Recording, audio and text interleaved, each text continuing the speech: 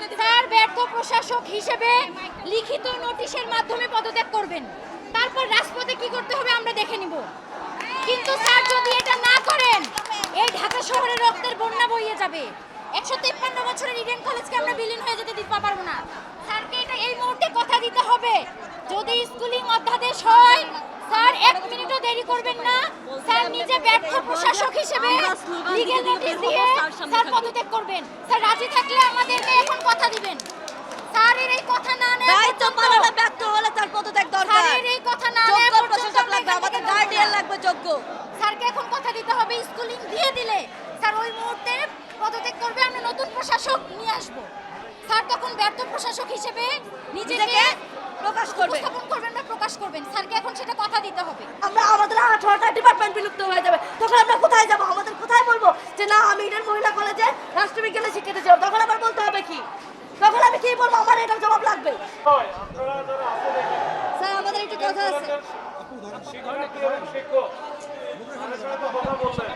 আপনারা সবাই জানেন যে মিনিস্ট্রি হচ্ছে কনসার্ন অথরিটি এবং তারাও কথা বলতেছে। এখন এই মুহূর্তে যেহেতু এখানেও দেখছেন যে 2টা গ্রুপ আছে, এখন ছেলেরা যেহেতু এখানে অধিকাংশই আপনাদের নিরাপত্তার স্বার্থে আমার কাছে মনে হয়েছে আপনারা আপনাদের কলেজে ফিরে যান। আপনাদের যে দাবি দেওয়া সেটার পক্ষে আপনারা সচেতন থাকেন, সজাগ থাকেন, আন্দোলন করেন, কোনো সমস্যা নাই। কিন্তু এই মুহূর্তে আমার মনে হয় এখানকার চাইতে আপনাদের যে প্রথমে দাবি ছিল 1 নম্বর গেট দিয়ে বেরোবেন, সেই 1 নম্বর গেট কিন্তু আমরা একেবারে খুলে রাখছি এবং আমাদের ফোর্স এখানে রাখছি যে কোনোভাবে কোনো সমস্যা বা নিরাপত্তাজনিত যে সমস্যা ছিল এটা হবে না, এটা আমরা আছি। আপনারা চলে আসেন, আপনাদের সাথে এই যে ঢাকা কলেজের প্রিন্সিপাল এবং ঢাকা সেন্ট্রাল ইউনিভার্সিটির যে প্রশাসক উনি নিজেও থাকবেন। আপনারা একটু বেরিয়ে আসেন।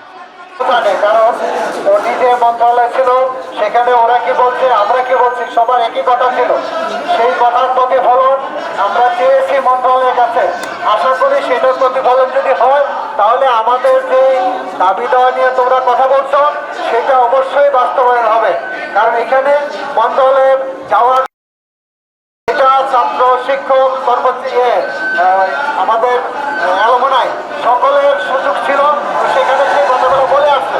তো সেইটার প্রতিফলন আমরা চাই, কারণ সেটা এখনো তারা কোনো রেজাল্ট আমাদের দেয়নি।